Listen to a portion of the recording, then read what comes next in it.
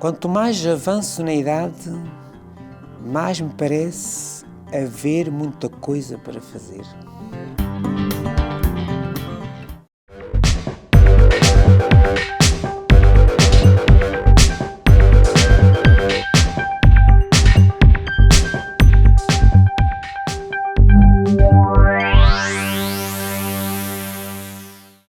Sejam muito bem-vindos. No programa de hoje vamos falar de música sacra com Vítor Sousa, que é regente do coro da Igreja da Vila de São Sebastião há quase 25 anos. Bem-vindo, Vítor. Bem-vindo aqui ao nosso estúdio. Vítor, como é estar à frente de um coro durante 25 anos? Portanto, 25 anos serão para o ano. Assinala-se para o ano. Assinalados em janeiro que vem. É uma tarefa muito importante na minha vida. Eu faço com muito amor, com muito carinho e com muito respeito às pessoas, porque eu tenho pessoas que sempre durante estas 2 décadas me acompanharam naquele grupo. São pessoas muito interessadas, muito participativas e muito responsáveis. Eu tive a feliz sorte de encontrar em São Sebastião alguém, gente do nosso povo, gente que tinha participado em teatros na sua mocidade, em grupos folclóricos, elementos da Filarmónica e essa gente, claro, que saíram do povo, vieram para a igreja. Nas nossas comunidades é assim, nas nossas freguesias, o nosso povo participa em todas as modalidades, ou seja, são as pessoas de folclore, são as pessoas que estavam no teatro, as pessoas das danças de carnaval também, que se integram no coro. E claro que eu aproveitei essa massa de gente e claro que fui trabalhando com eles, aproveitando também alguns dotes. Aproveitei pessoas que tinham alguma formação musical. São Sebastião é uma freguesia que tem alguma tradição a nível musical, especialmente saindo da Filarmónica, não é? Encontrei logo boas organistas, que eles já fizeram a sua formação mesmo em música, e pronto, e aí fui-me inteirando, fui trabalhando, claro que houve sabores, houve épocas em que as coisas correram melhores, épocas em que as pessoas foram atingidas por doenças, não é? E pronto, e claro que aí prejudica um bocadinho o coro, não é? Porque prepararmos um coro, há muito que se diga, não é? É preciso responsabilidade da minha parte, não é? A responsabilidade dos próprios elementos, eu encontrei isso. Vejo que às vezes quando eu estou com uma peça na mão, não é? E aqui às vezes está um bocadinho verde e digo assim, mas eu precisava fazer mais um ensaio extraordinário e há sempre alguém que diz, pronto, tudo bem, venha cá, marque-me um dia, a qualquer hora, nós estamos disponíveis. Estamos a falar de elementos do sexo masculino e feminino. É natural que há sempre mais elementos do sexo feminino. Nós temos, para já por não sei porquê, as mulheres parece que nasce mais do sexo feminino e nos coros das igrejas existe sempre mais vozes femininas. Claro que do sexo masculino, presentemente o coro está um bocadinho degradado, não é? Eu tenho 4 senhores, faleceu-me agora um senhor que, claro, com uma idade já de 70 anos e vítima de um cancro, aqui presta a minha homenagem, que fez-nos muita falta, não é? Um homem também que representava teatro, participava no grupo folclore. O senhor chamava-se o Sr. Manuel Alves. Eu tenho uma frase muito que jamais recordarei para sempre na minha vida. Um dia eu estava chateado num ensaio do coro e disse assim, meus amigos, acho que já não vale a pena continuar aqui porque isto não está muito bom, vocês andam um bocadinho distraídos. E ele respondeu-me assim, Vítor, quero dizer uma coisa, se nós não gostássemos de si, nós não saímos da nossa casa para vir aqui para um ensaio. Estamos aqui porque gostamos de si. Faça favor de repetir a partitura e ensaie-nos de novo. Vítor, que maiores diferenças encontra no coro há 25 anos para os dias de hoje? O que é que mudou significativamente? É assim, o coro, portanto, é assim. Claro que quando cheguei a São Sebastião já existia um coro. Já existia o coro. Era ensaiado por um senhor que, ainda esse senhor é vivo, existe lá na freguesia. Sei que sabia música, mas o coro não estava assim muito organizado. O coro apenas participava em alguns dias de festa e com poucos ensaios, não é? Portanto, pouca dinâmica, talvez? Sim, pouca dinâmica, não é? E também os tempos eram outros, a época era outra. Aqui faltava-lhe também, especialmente a técnica vocal, não é?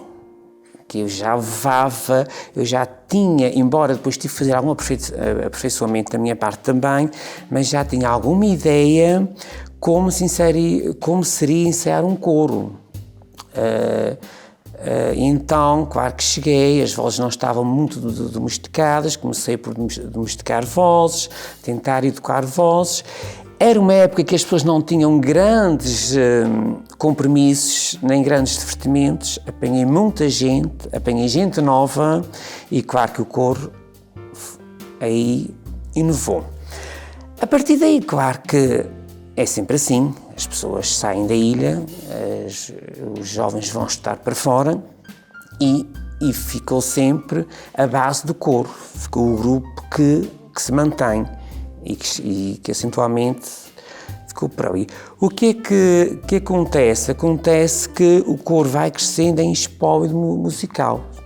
Portanto, a nível de partituras, hoje chegamos a São Sebastião e de música sacra, eu tenho sempre muito cuidado em aperfeiçoar-me, em tirar recolhas a nível que nós recebemos revistas sacras, a nível de continente, de grandes compositores. Há uma grande evolução aqui na música sacra também e claro que há mais trabalho. Portanto, olhamos lá, nós temos, graças a Deus, temos um arquivo de cânticos muito atualizado e em grande número. Às vezes as senhoras dizem assim, não nos traga mais músicas novas, já temos tantas que é cansativo aprendermos partituras novas, porque nós, pelo menos, ainda conseguimos executar 3 vozes, ou seja, os senhores fazem o tenor ao baixo, as senhoras fazem o soprano, que é a melodia da música, que é a voz mais fácil, e há um grupo de senhoras que ainda fazem o contralto. Portanto, olha, colocar 3 vozes de pé numa hora semanalmente é muito difícil. Claro que aí exige um sacrifício tanto da minha parte, mas também deles, muito importante. Especialmente no inverno, os nossos invernos são muito agrestes. Em dias de chuva, em dias de vento, eu sinto até alguma pena quando vejo senhoras de 60 anos e mais saírem das suas casas e irem para a igreja e estão na igreja muitas vezes das 8 às 9h30, uma vez ou duas por semana quando temos eventos. Há muitos elementos jovens no coro? Infelizmente não, é uma pena. Eu penso que... Mas eu não condeno aqui os jovens, nem condeno também os adultos.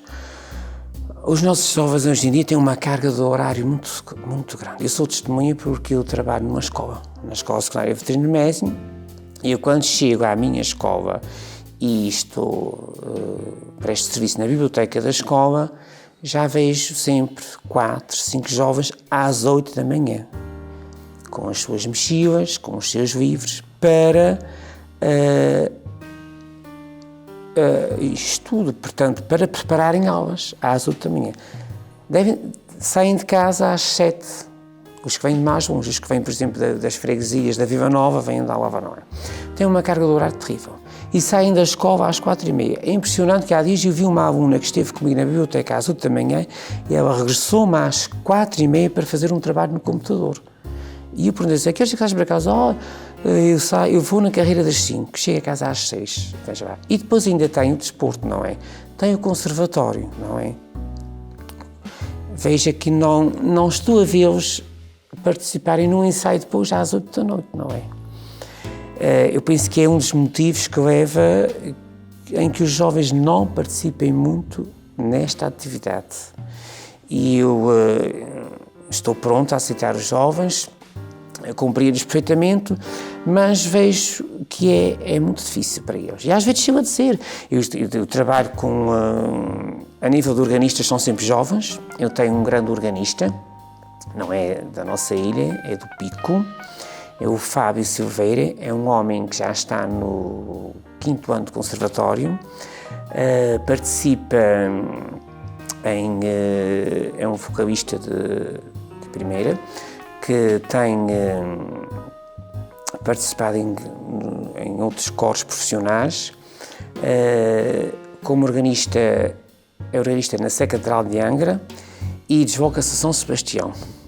Às vezes eu penso, como é que este rapaz consegue gerir estas situações todas e vem até nós.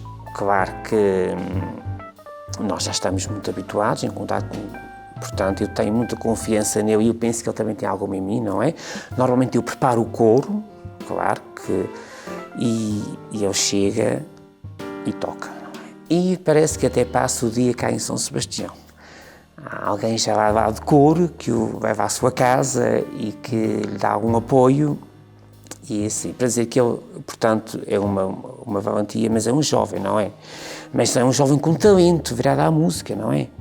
Nem todos os jovens também têm este despertar para a música. E depois a música sacra exige alguma coisa de nós todos, não é? Mas para além disso, no seu entender, como é que se pode cativar os jovens para fazer parte deste género de projeto e nomeadamente de música sacra? Sim, sim. Olha, para já nós temos de lhe dar de um espaço próprio. Damos-lhe esse espaço, teremos de os acolher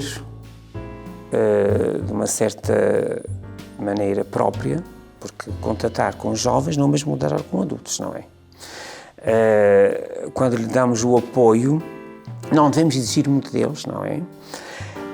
A nível de músicas, aqui há uma diferença também. Temos que fazer uma diferença na música. Nós não conseguimos que um jovem de 17, 18 anos vai perceber uma oratória ou um cântico litúrgico que está escrito em latim, que é a música origem que a Igreja adaptou. Aqui para ele não lhe dá a dizer nada, o jovem tem que sentir. E aí nós temos que ter umas músicas, sim, todas muito mais com ritmo, mais vivido, que seja agradável e que eu vivo, porque a música é vivida. Nós vivemos a música. Eu, com a minha idade, eu vivo a música perante a minha idade já. Eu, quando tinha 15, 16 anos, eu não sentia a música, este tipo de sentido de música, sentia outra música. Qual é, para si, o maior desafio de estar à frente de um coro, nomeadamente de um coro já com 25 anos, quase, Bodas de Prata, que vai celebrar em breve? É um desafio, portanto, eu gosto de transmitir aquilo que sinto. Toda a música é transmitirmos o que vai na nossa alma. Portanto, as pessoas, fazer os outros felizes.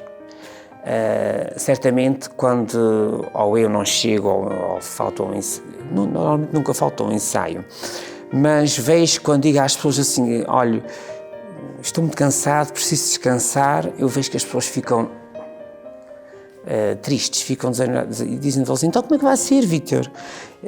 Vá lá, você anime-se e vamos à frente. Portanto, eu penso que isso é o maior desafio. E depois também as pessoas, claro que sentirem-se felizes e também serem úteis no seu trabalho e valorizadas pelo seu trabalho depois. Como é que surgiu então o gosto pela música sacra na sua vida? Olha, aí há muito que se diga, mas eu não vou fazer. É natural que toda a minha família, portanto, eu vivi numa família em que existiu um sacerdote. Portanto, eu tive um tio padre, que era um irmão da minha mãe, claro que era muito meu querido, da minha irmã, toda a minha família, e nós, desde pequeninos, a minha mãe, claro que antigamente a família do padre tentava muito acompanhar o padre. Portanto, a minha mãe tinha acompanhado o seu irmão até se casar.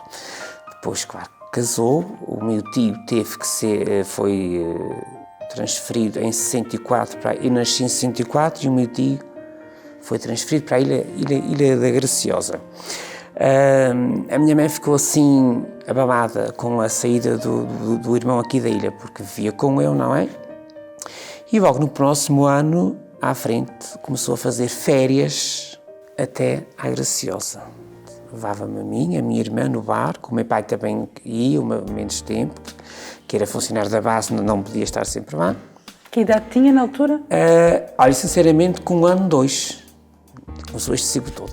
E claro que aos 3, 4 anos o meu tio era um grande músico, era um homem que destacava-se, portanto, claro, tinha tido a formação no seminário, não é? Conseguiu, tinha um grande ouvido, não é?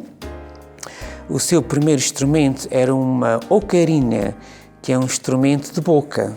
Era um instrumento apenas de boca, que ele tocava. Este instrumento foi entregue ao Museu de Santa Cruz da Graciosa. Depois, em seminarista, era muito vivo, muito ativo, tocou cavaquinho e depois tocava violino. E claro que teve bons mestres no seminário também, dizia ele próprio, e teve uma formação musical. Portanto, chegou à Ilha Graciosa. Já quando foi para a Ilha Graciosa, foi escolhido porque a Ilha Graciosa é uma ilha muito virada à música, com dotes musicais. As pessoas, especialmente as senhoras, tinham um gosto pelo piano, não é? Eu, quando cheguei à Graciosa, impressionava-me muito porque via casa sim, casa não, existia um piano. E claro que o meu tio chegou lá, começou a desenvolver. E claro que eu em casa, pequenino, eu ia com o meu tio aos ensaios, 4, 5 anos. Eu não sabia música, mas o que o meu tio ensaiava eu cantava no outro dia. E eu abria os livros e mesmo sem música, e folheávamos aquilo tudo. E às vezes trocávamos as páginas e eu ficava chateado. Eu recordo-me uma altura que ele estava na frente do coro e nunca encontrou as partituras. E ele pensou, isto foi os meus sobrinhos que folhearam isto tudo. E eu, quando chegou a casa, disse, vocês não tinham que mexer, senão nas minhas partituras hoje.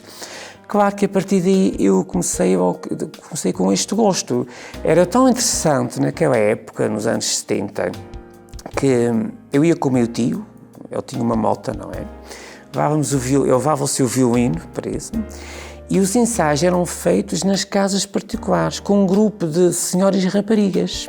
O meu tio ia tocar violino para que o maestro pudesse transmitir aquele som mais fácil às senhoras e às raparigas, e a partir daí que as senhoras levavam aqui para o coro. Era assim, naquela altura, não é? Portanto, as pessoas tinham um gosto admirável pela música. E aqui eu comecei logo a envernar nesta situação toda.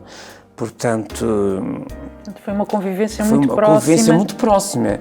Não era fácil. Depois, quando regressava à minha terra natal, aqui à Terceira, à minha freguesia, eu já trazia para a minha catequese alguns cânticos. Claro que podia haver desvios, eu trazia-os no ouvido, não se trazia na música, mas já cantávamos alguns cânticos com isso.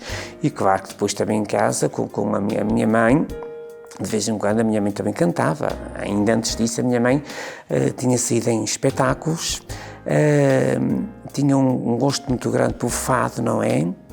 Vejam só, eles observavam os nossos filmes antigos, como o Leão da Estrela, não é?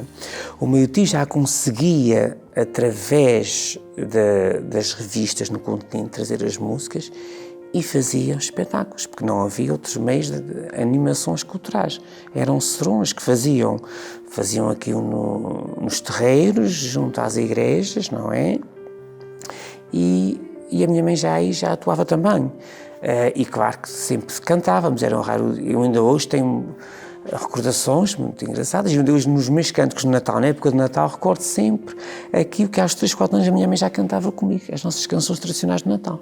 Portanto, começou pelo canto, não é? Depois sim, eu fui mais pelo canto. Um instrumento? Depois, é assim, depois eu tive que fazer aqui, houve uma necessidade aqui. Já quando entrei nesta situação, que vou recuar um bocadinho dos coros, como é que eu entrei para os coros?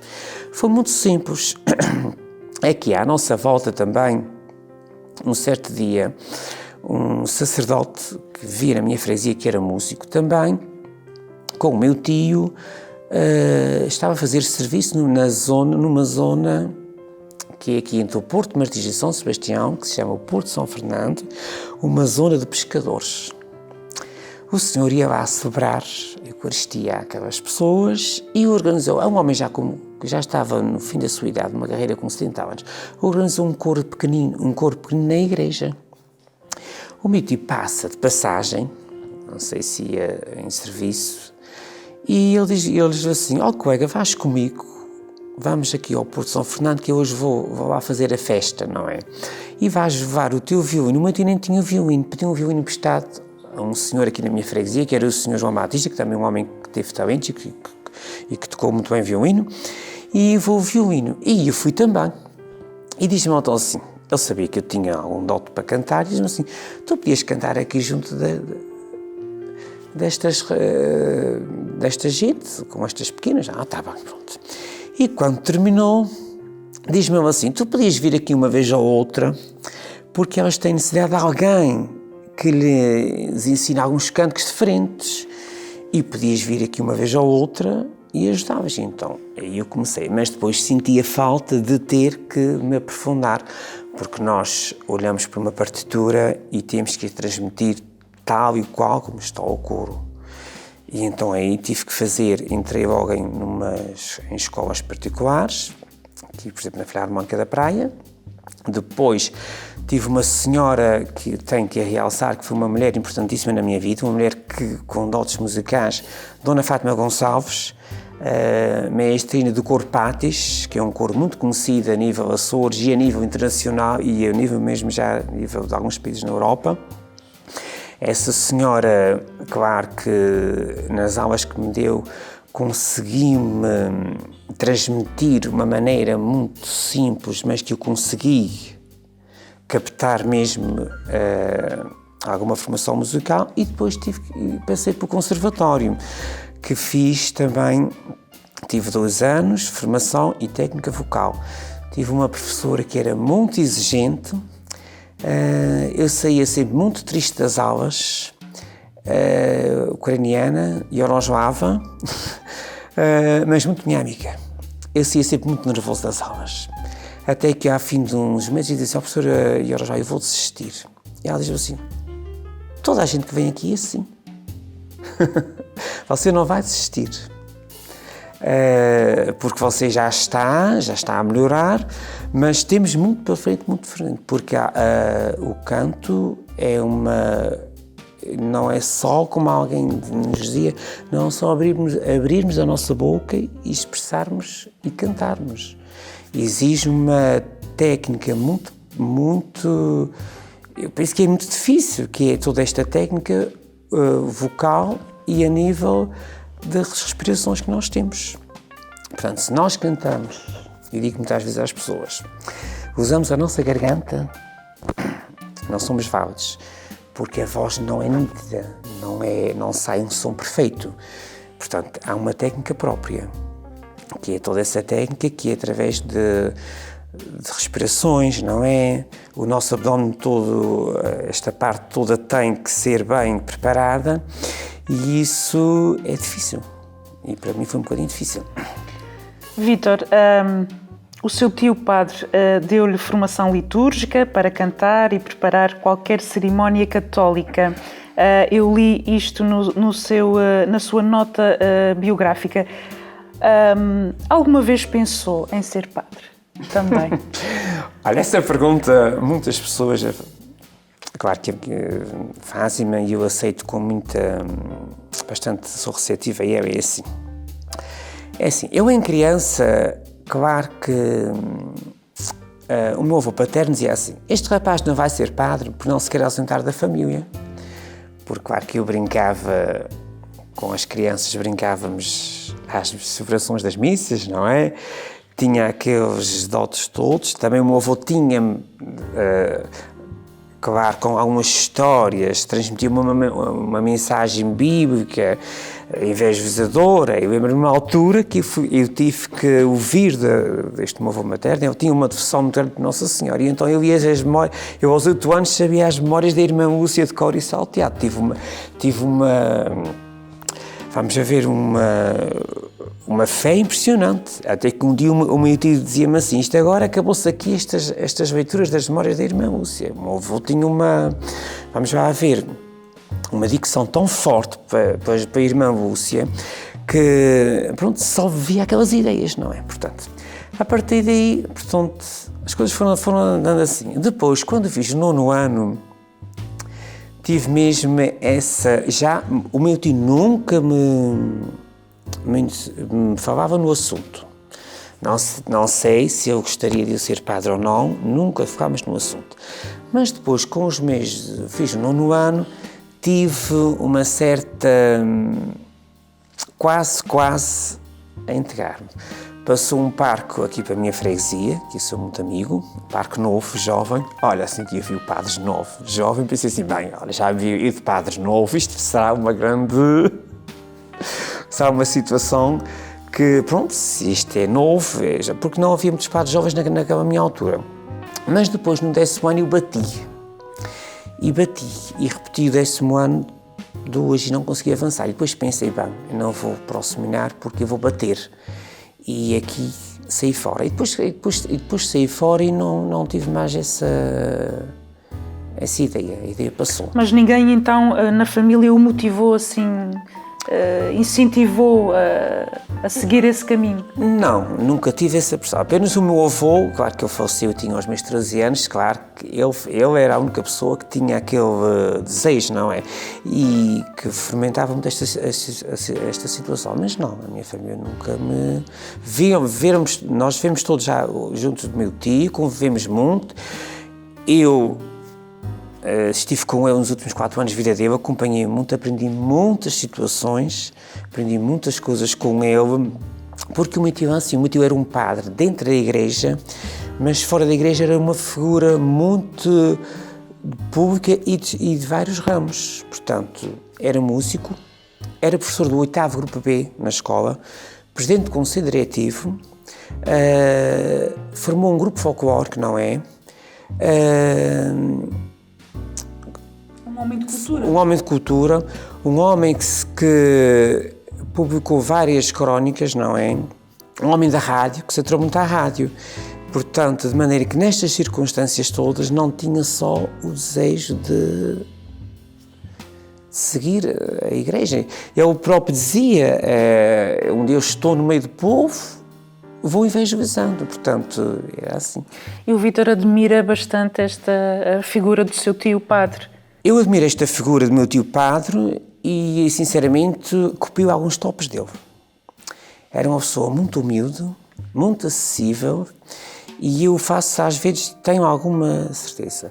Portanto, não se preocupava se as coisas corriam bem, corriam mal, estava sempre disponível para as pessoas, coordenava a liderança das pessoas, não afastava ninguém. E eu às vezes também tenho essa tendência. Acho que devemos ser muito humanos, não devemos ser o centro. Por isso o meu coro, eu tenho e hoje o próprio dizem, mesmo nas minhas ausências, eu preparo o coro e arranjo outra pessoa para o reger. Não tenho qualquer problema em... Delega o trabalho. Gosto muito. Portanto, é uma referência para si, o seu tio, tanto é que nos trouxe aqui um livro. Quer ler alguma passagem? Sim, eu trago aqui as manhãs de sábado, que eu era correspondente da Rádio Difusão Portuguesa. Eu apenas vou ler aqui uma frase que acho que está de acordo com aquilo que nós estamos a falar. Ele dizia assim: A música é uma arte de transmitir emoções. É uma linguagem da alma que sai do nosso íntimo. Eu penso que já O Vítor também é muito ligado às tradições aqui da sua terra. Sim, de uma maneira muito... Quais são as principais para si? O carnaval, é o folclore, é a tauromaquia? O que é que lhe toca mais? O carnaval toca-me muito, porque o meu pai sempre saiu em algumas bainhas de carnaval, em danças, tocava em danças de carnaval, e toda a minha freguesia via muito carnaval. Portanto, eu nasci aqui, vou falar aqui numa freguesia, sou do Cabo da Praia. É uma freguesia que tinha alguns dotos, eu não digo para a leitura de música, mas para um grande ouvido para cantar.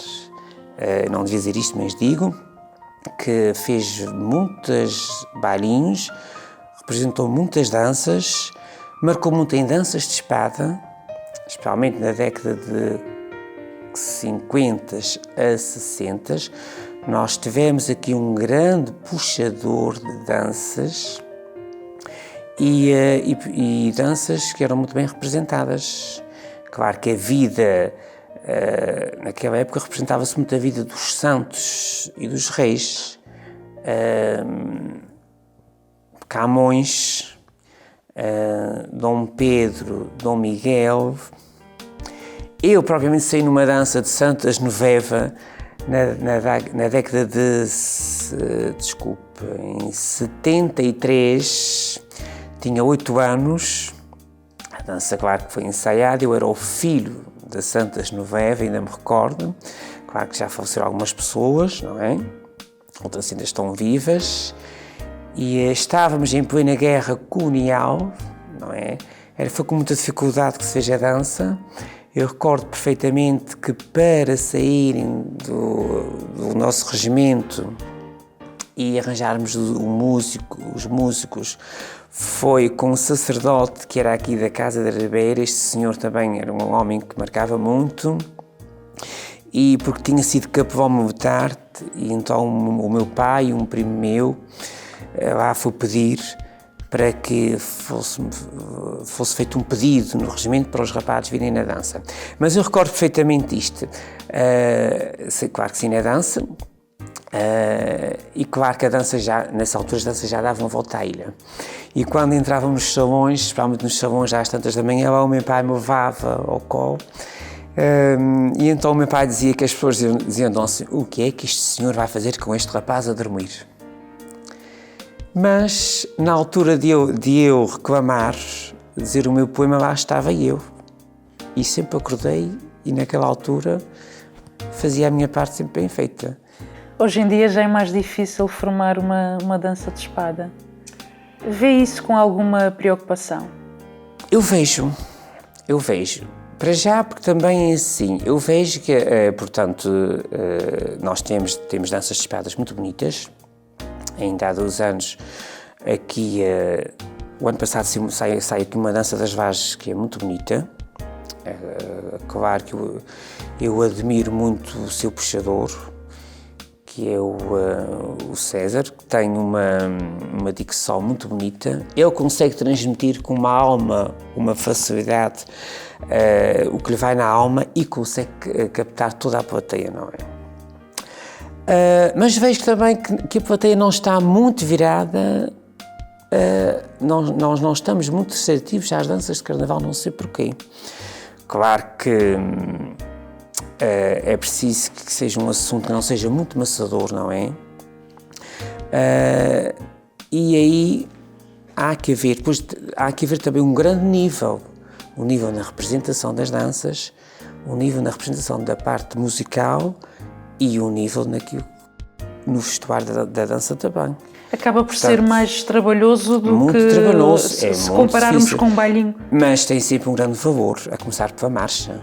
Acho que é sempre muito válido uma dança de espada, e depois a representação, não é? a maneira como o nosso povo a representa. Portanto, eu penso que, de facto, há um certo desaparecimento, mas poderá ainda ressurgir, não é?